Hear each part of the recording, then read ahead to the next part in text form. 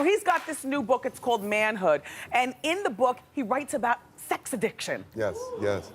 Well, I was addicted to pornography since I was 12 years old. I don't know that I believe in sex addiction, so tell me about it. Well, let me tell you, it's funny because my father was addicted to alcohol, and my mother was addicted to religion.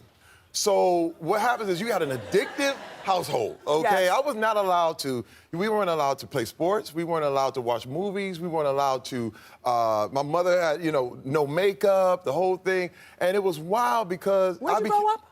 I grew up in Flint, Michigan. Okay, go ahead. My mom was Kojic, which is Church of God in Christ, which back in the day, you just didn't do nothing, okay? Nothing was legal. Okay. All right, except you can't watch Jaws in the theater, but you can watch it when it come on TV. Yes. So it was a lot of mixed messages, and there was a lot of violence, a lot of abuse. What I did How many siblings? I have an older brother and a younger sister. So you would go in your room at 12 years old and you'd watch porn? Well, no, but you go to the uncle's house. Okay. It was always the uncle's basement. Everybody got an uncle's basement. Yes. Okay, the first time, let me tell you something. I'm gonna tell you how powerful women are. You don't know how powerful you are. Men get addicted to looking at pictures of you. That's how powerful a woman is, okay? But well, I gotta say this, because this is the thing. It's one of those things that took me away, and it medicated me. But this is the problem. This is the problem. I never told anyone. Never told. I didn't tell my wife. Now, you've been married to Rebecca, hi Rebecca, for 25 years. 25 years. Now,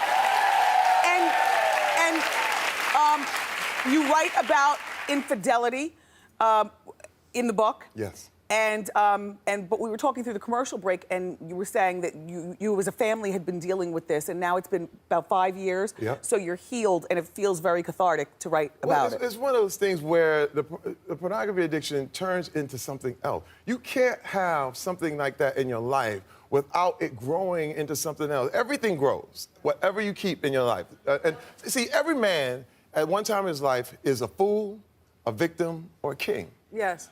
A fool gets mad when people try to help you. You know what I mean? Okay. You're like, hey, leave me alone. I'm in the street. I'm gonna stay in the street. Leave me alone. And a car hits you, and it's like, bam. Right. Then you're a victim. And what happens is you mess your whole life up, and then you're like blaming everybody. You're like, it's my wife, it's my kids. And let me tell you. A victim is where the addiction stage lives. Because you get mad at your wife, you're like, well, I need this because I need to watch pornography because, you know, these people tripping and, you know, and she ain't doing it. And you start blaming her. How were you able to hide that from Rebecca for so long? Would you go down to your uncle's basement? No. Well, you're talking about, but you're talking about over the course of a lot of years. I had this a long time before I even met her.